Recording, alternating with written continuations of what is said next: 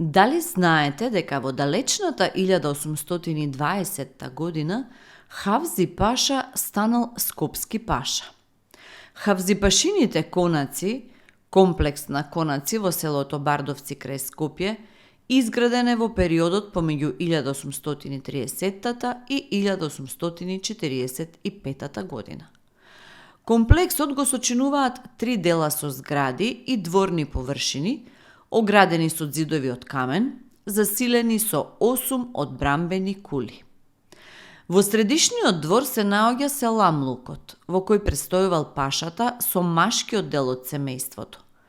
На источната страна бил харемлакот, со женскиот двор, во кој се наоѓала зграда за кујна и за послугата. Меѓу многобројните конаци изградени од турците, овие биле најголеми и над другите по стилската обработка и по декоративното богатство. Во 1944 година конаците биле изгорени и уништени од германските војски, а денеска тие се голи ѕидови. Објектот е вклучен во списокот за културно наследство на Македонија.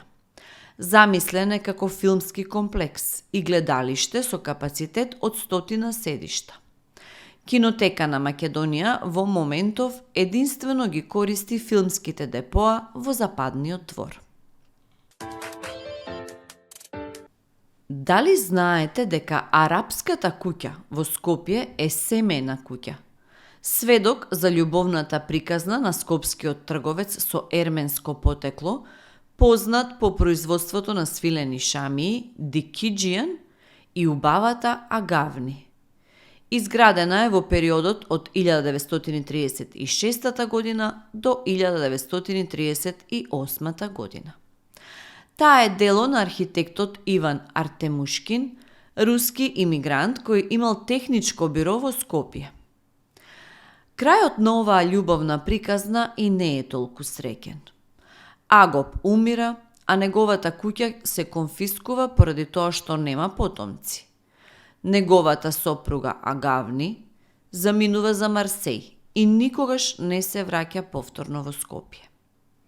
Наредните години куќата ќе биде во сопственост на Рустем Бек и неговата жена Рустикана Натали. А потоа, одреден период, во неа живее и Димитар Влахов, за на крај, во 60-тите години, да премине во рацете на Македонија турист.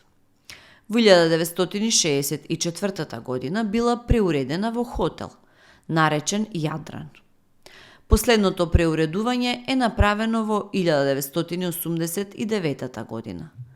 Поради својата архитектонска особеност, арапската куќа е прогласена за историски споменик на културата, но за жал до денес е недостапна.